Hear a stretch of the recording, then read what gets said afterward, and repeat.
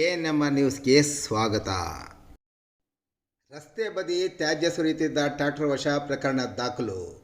ಚಿಂತಾಮಣಿ ಗ್ರಾಮಾಂತರ ಪೊಲೀಸ್ ಠಾಣೆ ವ್ಯಾಪ್ತಿಯ ಕನಂಪಲ್ಲಿ ಮತ್ತಿತರ ಕಡೆ ಕಟ್ಟಡದ ಅವಶೇಷಗಳನ್ನು ಮತ್ತು ತ್ಯಾಜ್ಯ ವಸ್ತುಗಳನ್ನು ರಸ್ತೆಯ ಬದಿಯಲ್ಲಿ ಸುರಿಯುತ್ತಿದ್ದ ವಾಹನವನ್ನು ಪತ್ತೆ ಹಚ್ಚಿದ ಚಿಂತಾಮಣಿ ನಗರಸಭೆ ಅಧಿಕಾರಿಗಳು ವಾಹನವನ್ನು ಪೊಲೀಸರ ವಶಕ್ಕೆ ಒಪ್ಪಿಸಿ ಪ್ರಕರಣ ದಾಖಲು ಮಾಡುವಲ್ಲಿ ಯಶಸ್ವಿಯಾಗಿದ್ದಾರೆ.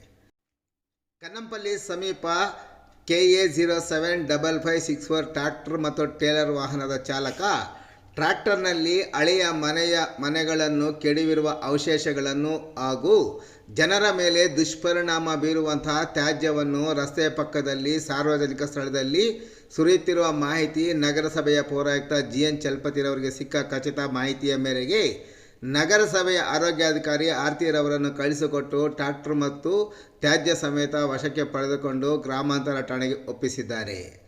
ಆರ್ತಿರವರು ನೀಡಿದ ದೂರಿನ ಮೇಲೆ ಗ್ರಾಮಾಂತರ ಠಾಣೆಯಲ್ಲಿ ಕಲಂ 269, 270 IPC ರೀತಿಯ ಪ್ರಕರಣ ದಾಖಲಿಸಿಕೊಂಡು ಮುಂದಿನ ಕ್ರಮವನ್ನು ಪೊಲೀಸರು ಕೈಗೊಂಡಿದ್ದಾರೆ.